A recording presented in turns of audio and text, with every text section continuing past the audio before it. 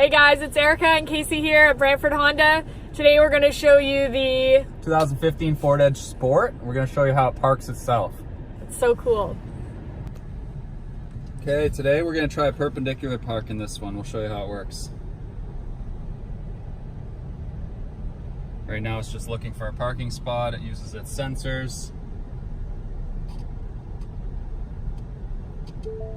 Right now it found the spot, so it's still telling us to pull forward.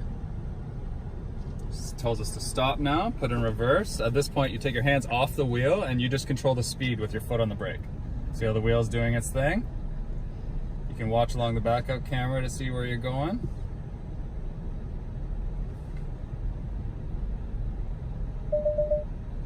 And then it's telling me to go forward again because it will correct itself.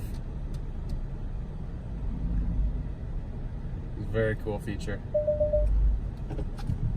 Tells me to go back in reverse. And as you can see, we're going right in between the lines now. Everything controlled by the car, other than the speed, which is your foot on the brake.